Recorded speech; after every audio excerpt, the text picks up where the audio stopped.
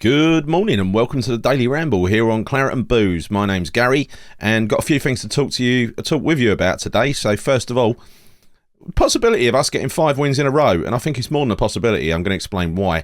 And then we'll go on to Lucas Paqueta. Now Paqueta is starting to look more and more special. I'm going to explain why Lucas Paqueta is special.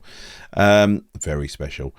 And then talking about, finally, comments from Dermot Gallagher. And I mean, this is what goes around, comes around, really, on the VAR decisions that went our way against Fulham. Much needed. But before then, before we go on with the show, if you enjoy this video, give it a watch. If you enjoy it, please subscribe to our channel, Claret and Booze.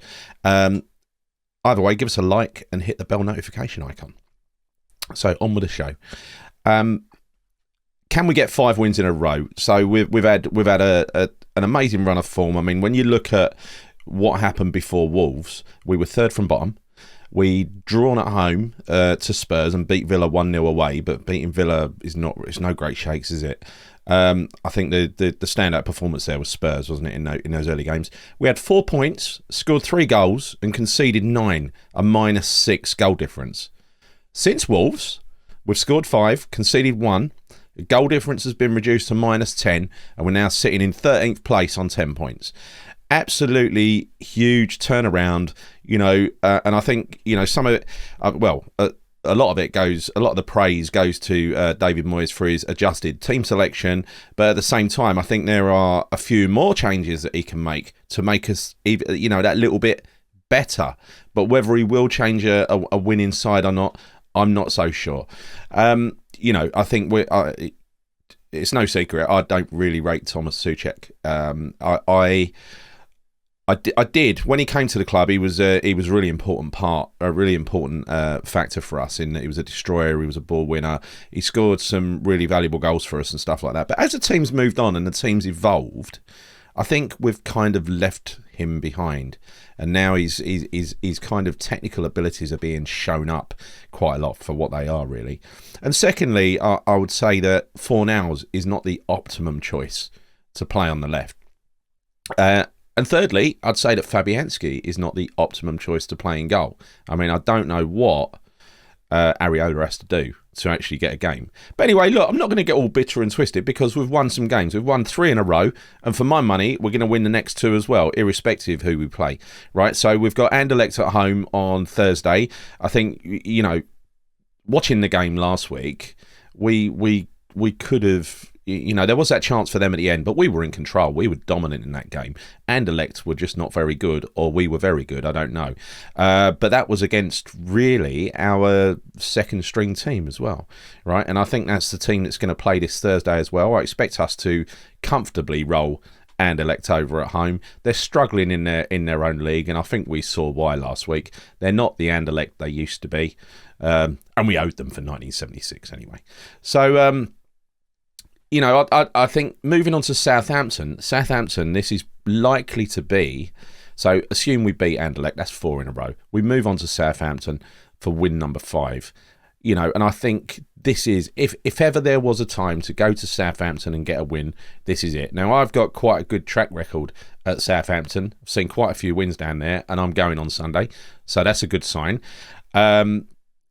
Ralph Hasenhüttl, if he loses this game, I mean, if you look at their last 4 results, they lost to Man City, yeah, but they also lost to Wolves, they lost to Villa, and they lost to Everton.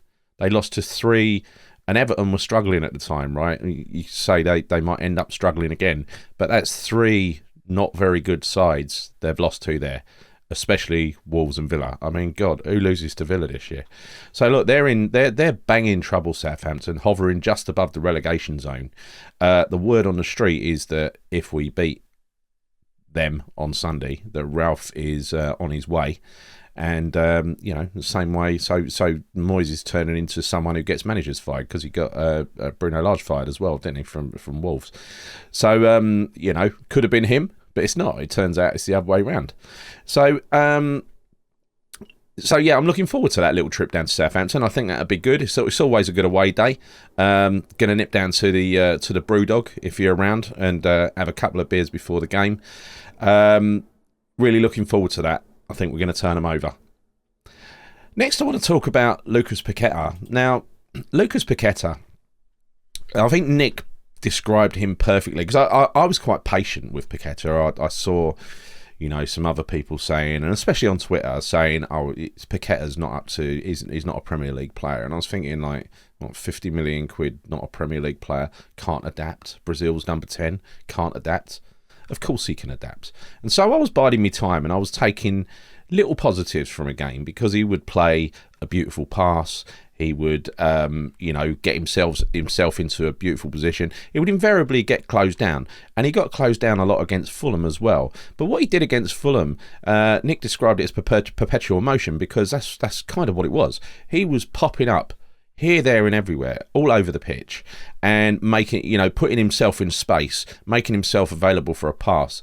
And as soon as he received the pass, now he's going to make mistakes. He's going to pass, he's going to get tackled. He's going to pass into people. When you try the kind of things he tries, for some of them to come off, you've got to try them. You're going to have some failures as well, right? And I think we're seeing more and more of it coming off. I would like to see him played in a deeper role. If I had my way, it'd be a midfield three with Downs, Rice, and Paqueta.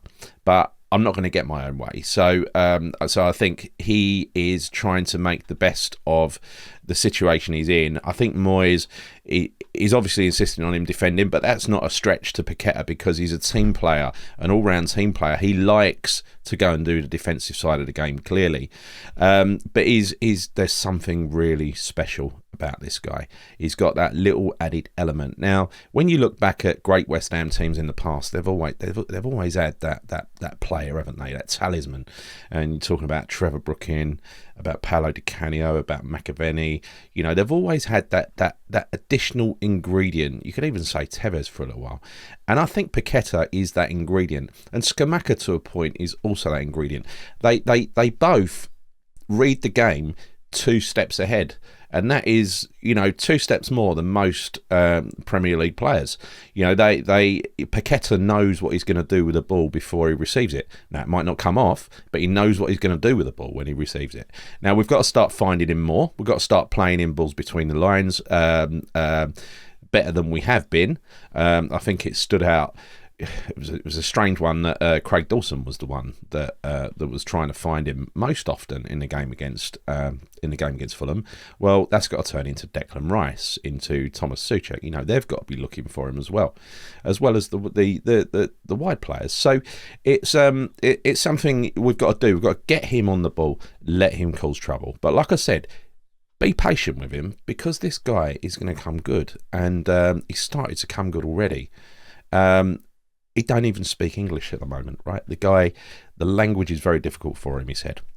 He's doing lessons and trying his best, but until he can communicate a bit better, I'm sure there's only a few words he needs on a football pitch. But hey, he needs to be able to speak English. Working hard on that. But most importantly, and I think this goes for a lot of Flair players, right? They like to know that their efforts are going appreciated, and West Ham fans, as Craig Bellamy said last week, we are the most knowledgeable in the world, and the most knowledgeable that he had played for, including Liverpool. Sorry, Liverpool. But we will look at a player. We won't judge a player purely on stats. We'll judge a player based on what we see. And what I see with Paqueta is someone that's getting himself into space and trying stuff that other players wouldn't try. And that to me is a very special player. And I can't wait till it comes off, because I'm bloody sure it's going to come off. And I think one day this season, when Paqueta and Scamacca click properly into gear, a team, one of our opponents is going to get hurt.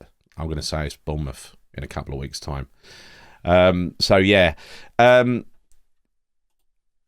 me know what you think about Paqueta in the comments, because some people are still undecided on him. I don't personally see how you could be undecided, but anyway, look, I'll read your comments and reply to them as usual. Going back to the Fulham game the other day, I mean, Dermot Gallagher, he was.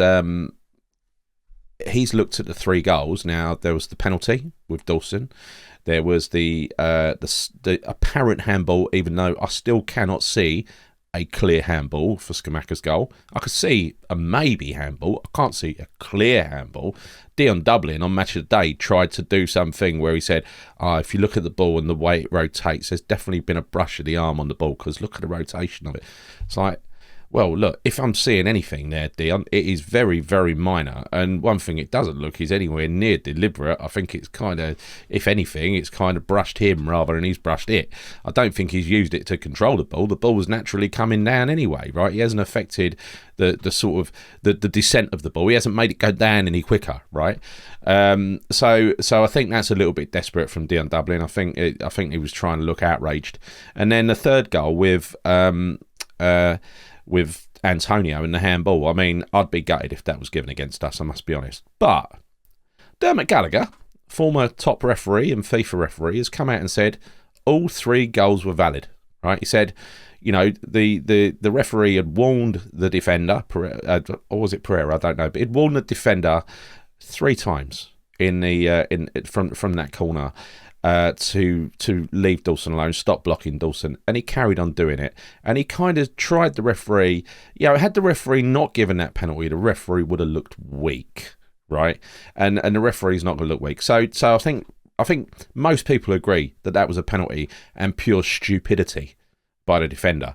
I know that Dawson bought it, but that's what happens more often than not, isn't it? I think the second goal, Scamacca, I still can't see it's a handball. Dermot Gallagher said, no, don't look like a handball. VAR have looked at it. They clearly can't see. It's absolutely... Now, if you're seeing a handball there, right, let me be honest. I've seen all different angles, fast, slow, and everything else. If you are seeing a clear handball, you want to see a clear handball, right? Because there ain't one there. There isn't one there. So that's 2 out of 3 good goals. Well done, Dermot. You called them right. And then thirdly, he said... the Antonio goal. Now, if you look at what happened to Antonio, he was the last player. The defender tried to take him out at waist height, pretty much, right? Now, had he gone down, that was a straight red for the Fulham player. That's the first thing. It wasn't a penalty because it was outside the box, but it was a straight red. And I don't know whether Fulham should really be complaining about that goal too much, because what would they rather, lose 2-1 or 3-1? Would they rather lose 2-1 and lose a defender for a couple of games? I'm not so sure, given the state they're in defensively, that's really the best outcome for Fulham. So I don't know why they're moaning.